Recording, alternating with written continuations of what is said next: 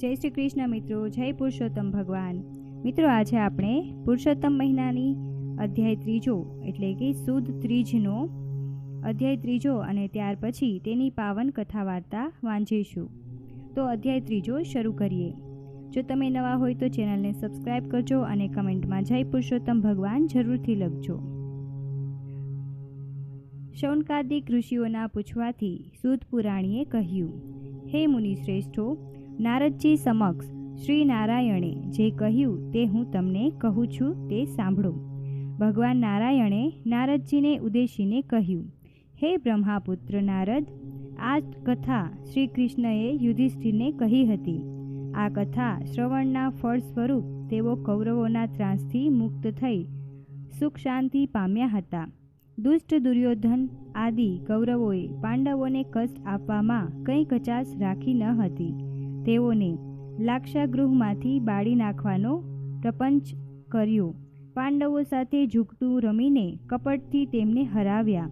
દુશાસન દ્રૌપદીને ભરી સભામાં તેનો ચોટલો ખેંચીને લાવ્યો અને તેને નગ્ન કરવાની પેરવી કરી.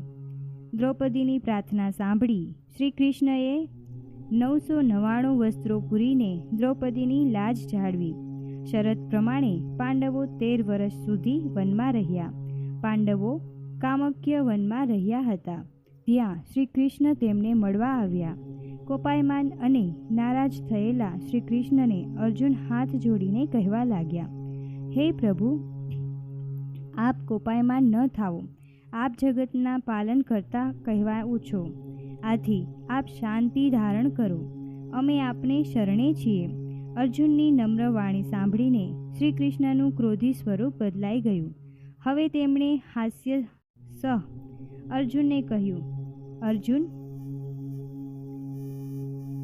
હું મારા કષ્ટને સહન કરી શકું છું, પરંતુ મારા ભક્તોના એક રાઈના દાણા જેટલા દુઃખને પણ હું મેરુ સમાન સમજું છું. મારા ભક્તોના દુઃખ દૂર કરવા માટે અજન્મા હોવા છતાં જન્મ લઉં છું. હવે તમારા દુઃખો થોડા સમયમાં દૂર થશે. માનવીને સુખ દુઃખ હાનિ લાભ કર્મના ફળ સ્વરૂપે મળે છે.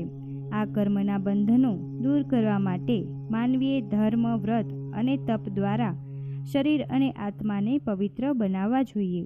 હવે પછી જે મહિનો આવે છે તેને અધિક માસ કહેવામાં આવે છે. આ માસમાં વ્રત, નિયમ, ધ્યાન આદિ કરવાથી તેના પ્રભાવે ફરી તમારું રાજ્ય, સુખ, વૈભવ આદિ તમને પાછા મળશે. કૃષ્ણના આ વચનો સાંભળીને અર્જુને પૂછ્યું, આ અધિક માસ શું છે? તેનું શા માટે વ્રત કરવું? તેનાથી ફળની શી પ્રાપ્તિ થાય એ બધું અમને વિગતે સમજાવો. શ્રી કૃષ્ણએ તેના જવાબમાં કહ્યું, વરસ, માસ, દિવસ, પ્રહર, ઘડી, પળ અને વિપળ બધા કાળના વિભાગો છે. સમુદ્ર, નદી, તળાવ, કૂવા, ઝરણા વગેરે જળના વિભાગો છે. આ બધા વિભાગોના તેમના દેવી દેવતાઓ છે અને તેમના દેવોની કૃપાથી સુખ મળતું હોય છે. એવામાં સંજોગાવશાત એક વધારાનો માસ ઉત્પન્ન થયો, પરંતુ આ માસનો અધિષ્ઠાતા દેવ ન હતો.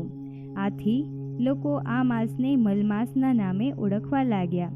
વળી આ માસને મલિન માની ભાવિકો તે માસમાં સત્કાર્ય કરતા નહીં, કારણ કે આ માસમાં સૂર્ય એક જ રાશિમાં રહેતો હતો. તેથી લોકો તેને નિંદાપાત્ર ગણતા. આ રીતે અડધૂત થયેલા આ મલમાસ બહુ નિરાશ થયો. કેટલીક વાર તેને આપઘાત કરવાનું મન પણ થયું. એકવાર વૈકુંઠ લોકમાં મારી પાસે આવ્યો અને આંસુભીની આંખે નમ્રતાથી તેણે પોતાનું દુઃખ કહેવાનું શરૂ કર્યું. શ્રી બૃહન્નારદ પુરાણના પુરુષોત્તમ મહાત્મ્ય મલમાસ કથાનો આરંભ નામનો ત્રીજો અધ્યાય સંપૂર્ણ. હવે આપણે પુરુષોત્તમ માસની પાવન કથા વાંચીએ. કથાનું નામ છે શ્રદ્ધાનું ફળ. અનંતપુરમાં એક સુથાર રહેતો હતો. તેના કુટુંબમાં તેની પત્ની, 7 દીકરીઓ અને 2 દીકરા મળી કુલ 11 જણ હતા.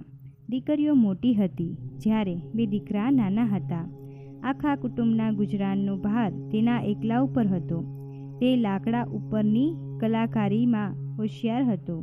તેથી ગામમાંથી તેને સુથારી કામ મળ્યા કરતું. તે ખાસ કરીને દેવી દેવતાઓના નાના નાના મંદિરો બનાવતો. તે તેમાં એવી ઝીણી કોતરણી કરતા કે જોનારને બે ઘડી જોઈ રહેવાનું મન થાય.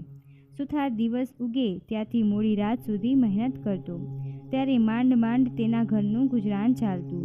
વસ્તારી કુટુંબમાં એક જ જણ રડનાર હોય ત્યારે જીવન નિર્વાહ ચલાવવો ભારે થઈ પડે છે. દીકરીઓ મોટી હોવાથી સુથારે સારા મૂર્તિયા શોધીને પરણાવવા માંડી અને સાસરે વળાવવા માંડી. લગ્નના ખર્ચામાંથી સુથાર ઊંચો જ આવતો ન હતો. વળી દીકરીઓ અવારનવાર સાસરેથી પિયરમાં આવે ત્યારે તેને કપડાં લત્તા અને કંઈક રોકડ આપવી પડે. આથી સુથાર દિવસે ને દિવસે આર્થિક રીતે ઘસાતો જતો હતો. જેમ જેમ દિવસો વીતવા લાગ્યા તેમ તેમ સુથારની ચિંતા વધતી ગઈ. વળી જુવાની હતી ત્યાં સુધી તો રાત દિવસ કામ ખેંચતો, પણ હવે તો શરીર ના પાડવા લાગ્યું. શરીર થાકી જવા લાગ્યું. છતાં સુથાર જેમ તેમ કરીને ઘરનું ખર્ચા કાઢવા મહેનત કરતો. જુવાનીમાં સુથારને ભગવાન સાંભળ્યા ન હતા. તે તો પોતાના કામમાં જ રચ્યો પચ્યો રહેતો. હવે ઉંમર થતાં તે રોજ સવારે ઉઠીને દેવદર્શને જવા લાગ્યો. ક્યારે કથા વાંચાતી હોય, કીર્તન થતું હોય ત્યારે તે સાંભળવા બેસી જતો. એકવાર ગામમાં એક કથાકાર આવ્યા. તે સુંદર કથા કરે. સુથાર તેમની કથા સાંભળવા બેઠો. કથાકારે કહ્યું, પ્રાણી માત્રના ભરણ પોષણની ચિંતા દરરોજ ભગવાન રાખે છે. તે કીડીને કણ અને હાથીને મણ દેનારો છે. તે ભૂખ્યા ઉઠાડે છે પણ કોઈને ભૂખ્યા સુવડાવતો નથી. છતાં માણસ ચિંતાને ચિંતામાં આખી જિંદગી પસાર કરે છે. તે ભગવાન ઉપર ભરોસો રાખતો નથી. ભગવાન ઉપર ભરોસો રાખનાર કદાપી દુઃખી થતો નથી. ભગવાનને તેની ચિંતા કરવી પડે છે. કથાકારના આ શબ્દો સાંભળી સુથારને પસ્તાવો થવા લાગ્યો. તે વિચારવા લાગ્યો કે આખી જિંદગી મેં ઢસરડો જ કર્યો. કોઈ દિવસ શાંતિથી બેસી ભગવાનનું નામય લીધું નથી. હજુ એ સમય છે ભગવાનનું નામ લઉં, તેનું ભજન કરું, તેનું સ્મરણ કરું. તો આ અવતાર તો એળે ગયો, પણ પરલોક તો સુધરી જશે. આમ વિચાર કરતો કરતો સુથાર ઘેર આવ્યો અને તેની પત્ની ઉદેસીને કહ્યું, હવે મારાથી કામ થતું નથી. એ તો તું જાણે છે. હવે તું બની શકે તેટલું ભગવાનનું નામ લઉં. ભગવાન મને બળ આપશે તો થોડું ઘણું કામ કરીશ, જેથી આપણું ગુજરાન ચાલે. બાકીનો સમય ભગવાનની ભક્તિમાં ગાળીશ. 1000 હાથવાળો મારો નાથ આપણા મદદરૂપ થશે. પત્ની બોલી, તમારું કહેવું ખરું છે. તમે ઘણું વેતર્યું છે. હવે ભગવાન ઉપર શ્રદ્ધા રાખી તેની ભક્તિ પણ કરતા રહો. ભગવાન જાણે સુથારની કસોટી કરી રહ્યો હોય તેમ તેની સ્થિતિ દિવસે ને દિવસે બગડવા લાગી. તે રોજ ભગવાનની ભક્તિ કરતો હતો, પણ સુથારી કામ મળતું નહીં. આથી ક્યારેક ઘરમાં ચૂલો ન સળગે એવી હાલત થઈ જતી. આમ થતાં પત્ની મૂંઝાઈ હતી અને પતિને 2 શબ્દો કહેવા ઈચ્છતી હતી, પણ તે મૌન રહેતી. સુથારને તો ભગવાનમાં અતૂટ શ્રદ્ધા બેસી ગઈ હતી કે મારો વહાલો મોડે વહેલે પણ અમને સહાય કરશે જરૂર. તે દરરોજ કથા વાર્તામાં જતો હતો. એવામાં પુરુષોત્તમ માસ આવ્યો. કથાકારે પુરુષોત્તમ ભગવાનની મહિમાની વાત કરતા કહ્યું, પુરુષોત્તમ માસ આવી રહ્યો છે.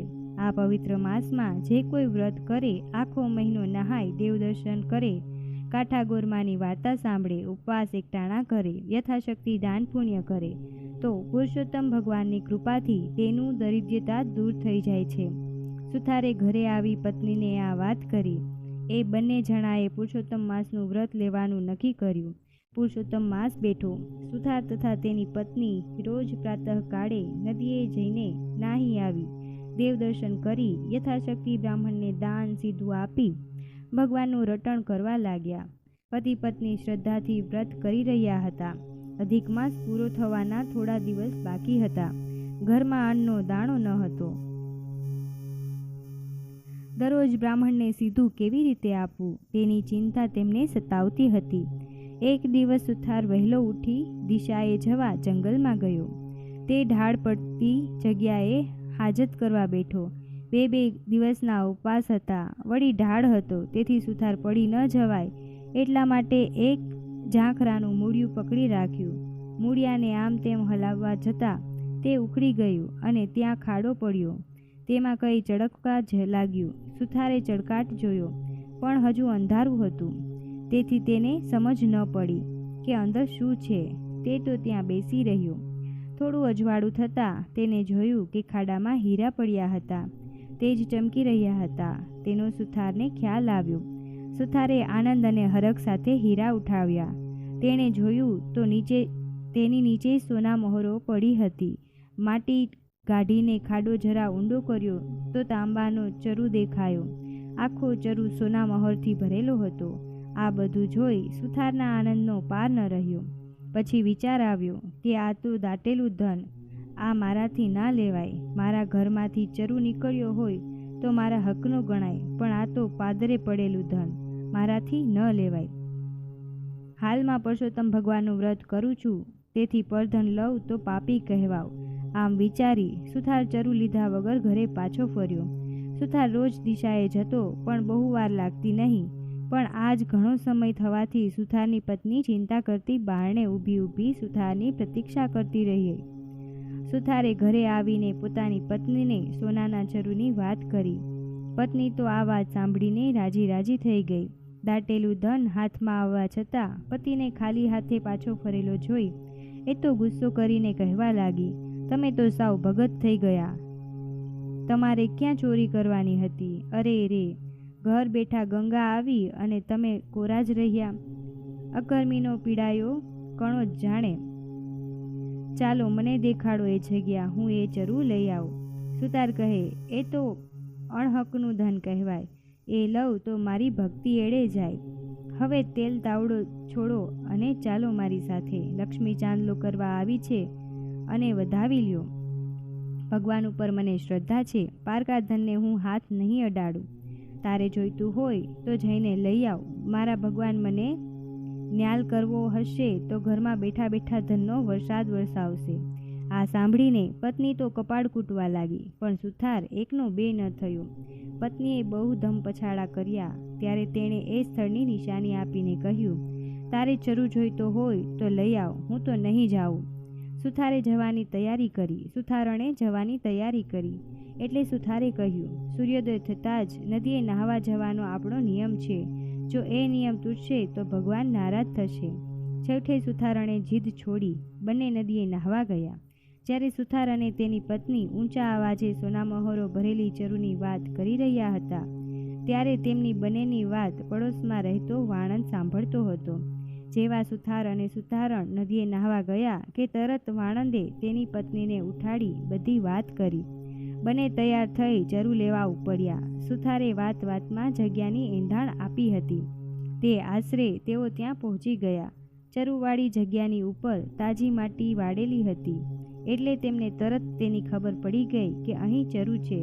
બંનેએ હાથોહાથ માટી ખોદી નાખી. તેમણે જોયું કે ખાડામાં તો મોટા મોટા વીંછીઓ ખદબદતા હતા. આ દ્રશ્ય જોઈ બંને હેબતાઈ ગયા. તેમના આશ્ચર્યનો અને ગુસ્સાનો પાર ન રહ્યો. તેમણે મનમાં નક્કી કર્યું કે સુથારણે અમારું જૂનું વેર વાળવા માટે વીંછીઓ કરડાવવાનું આ કાવતરું રચ્યું લાગે છે. બસ હવે અમે તેને ખબર પાડી દઈએ ત્યારે જ ખરા. આવો વિચાર કરી તેમણે ખાડાવાળી માટીમાંથી વીંછીઓ ભરેલું ચરુ પોતાની સાથે લાવેલ ચાદરમાંથી બાંધી પોતાને ઘેર લઈ આવ્યા. એ ચરુ લઈને વાણંદ છાપરે ચડી ગયો અને સુથારના નળીએ ખસેડીને ત્યાં બેઠો. સુથાર અને તેની પત્ની સ્નાન કરીને પાછા આવ્યા. સુથાર ભગવાનની પૂજા કરવા બેઠો. લાગ જોઈને વાણંદે ચરુ ઊંધો વાળી દીધો. ખડીંગ ખડીંગ કરતી સોના મહોરો વરસી. સુથાર અને તેની પત્ની તો હેબતાઈ ગયા. સુથારની આંખમાં આંસુ આવી ગયા. અરે રે, ભગવાને મારા માટે કેવું કષ્ટ લીધું. મેં ઘર બેઠા ધન માંગ્યું તો તેમણે છાપરું ફાડીને સોના મહોરો વરસાવી. સુથારને પરસોત્તમ ભગવાન ઉપર અપાર શ્રદ્ધા હતી. તેથી તે એમ સમજ્યા કે ભગવાનનું વ્રત ફળ્યું છે. ભગવાને ખુશ થઈને ઘરે બેઠા લક્ષ્મી મોકલી છે. હવે ધન લેવામાં વાંધો ન હતો. તેથી સુથાર અને સુથારણે બધી સોના મહોરો એક કોઠીમાં ભરી દીધી. થોડા હીરા હતા તે દાબડીમાં મૂકી દીધા. સુથારણ બોલી, હું તમારું કહેવું માનતી ન હતી, પરંતુ તમારી શ્રદ્ધા ફળી. ત્યારે માનવું પડે છે કે ભગવાન ઉપર જે શ્રદ્ધા રાખે છે તે ફળ્યા વગર રહેતી નથી. આ બધું અદેખો વાણંદ અને તેની પત્ની રાહ જુએ છે કે હમણાં સુથારણના ઘરમાંથી બૂમાબૂમ થશે, રોકકડાટ થશે, ચીસો પડશે. ઘણીવાર થઈ ગઈ પણ ચીસાચસ સંભળાઈ નહીં, એટલે વાણંદ જાતે સુથારના ઘરે જોવા ગયો. જોયું તો તે બેઠો બેઠો માળા ફેરવતો હતો. ધન તો જેના ભાગ્યમાં લખાયું હોય તેને જ મળે છે. સુથારના ભાગ્યમાં ઘેર બેઠા બેઠા ધન મળવાનું લખેલું હતું. તેથી વાણંદે ચરુ ઉપાડી લાવીને તેમના ઘરમાં ઠલવ્યો. ખરેખર ભગવાનની લીલાને કોણ પાર પાડી શક્યું? સુથાર અને સુથારણે ધન મળ્યાની વાત કોઈને જણાવી નહીં, પરંતુ તે ધનનો ઉપયોગ તે સારા કામમાં કરવા લાગ્યો. હવે તેની પાસે ધન આવવાથી તેઓએ પુરુષોત્તમ વ્રતનું ઉજવણું સારી રીતે કર્યું. ઘણા બ્રાહ્મણોને જમાડ્યા, દાન દક્ષિણા આપી અને અનેક સદાવ્રત બાંધ્યા. તેઓ હવે આખો સમય ધર્મ ધ્યાન, કથા કીર્તન અને ભગવાનના ભજનમાં આપવા લાગ્યા. હે પુરુષોત્તમ ભગવાન, તમે જે સુથારણને ફળ્યા એવા તમારા વ્રતમાં શ્રદ્ધા રાખનાર સર્વને ફળજો. બોલો શ્રી પુરુષોત્તમ ભગવાનની જય. શ્રી કૃષ્ણ ભગવાનની નામમાળાનું સંકીર્તન કરો. મિત્રો, જો વિડીયો સારો લાગ્યો હોય તો મારી ચેનલને સબસ્ક્રાઈબ જરૂરથી કરજો અને વિડીયોને વધુને વધુ શેર કરજો. જય શ્રી કૃષ્ણ.